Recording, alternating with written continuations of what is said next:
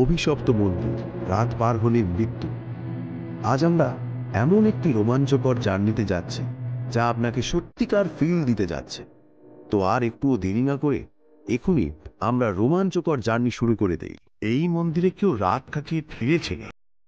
এবার গেলাম আমরা তিনজন, কিন্তু ক্যামেরা সবকিছু ধরে রাখতে পারিনি। বাংলাদেশের এক প্রত্যন্ত গ্রামে আছে একটি পরিত্যক্ত মন্দির। মানুষ বলে সেখানে এক সাধুর আত্মা ঘুরে বেড়ায়। আমরা রাহুল, তানিয়া আর আরিয়ান একটা ইউটিউব লাইভের জন্য ঠিক করলাম মন্দিরেই রাত কাটাবো। হঠাৎ কোথায় থেকে এক সাধু আসে, বলে ওখানে যাস না বাবারে, রাতটা টিকবি না। আমরা তিনজন, ক্যাম্প তৈরি, হাসাহাসি, ক্যামেরা লাইট সেট করা, ড্রোন ফুটেজ, মন্দির। আমি বললাম আজ রাতে আমরা দেখব আসলেই কিছু আছে কিনা, থাকলে ক্যামেরায় ধরা পড়বে। হঠাৎ কোথায় থেকে গুনগুন শব্দ ভেসে আসে, দরজা ধাপ করে বন্ধ। তানিয়া কাঁপছে। আরিয়ান বলে উঠল, ভাই আমার খুব ঠান্ডা লাগছে। হঠাৎ কেউ যেন ফু দিল আমার ঘাড়ে।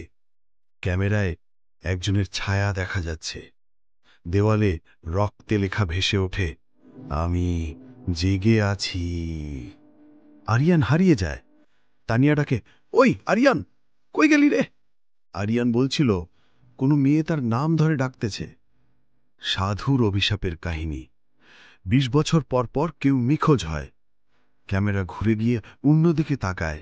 রাহুল দরজা খুলতে গিয়ে দেখে দরজা নিজেই বন্ধ হয়ে গেছে। এটা কি হচ্ছে ভাই? ক্যামেরা কেন আমার মুখ না দেখে অন্যদিকে? এই জায়গা ভুল ছিল, কেউ যেন এটা দেখে শেখে। আমরা ভুল করেছিলাম। আপনারা কি বিশ্বাস করেন অভিশাপ সত্যি ছিল? কমেন্টে জানাতে ভুলবেন না যেন। ভিডিও ভালো লাগলে লাইক দিন, আর এমন ভিডিও পেতে চ্যানেলটি সাবস্ক্রাইব করুন।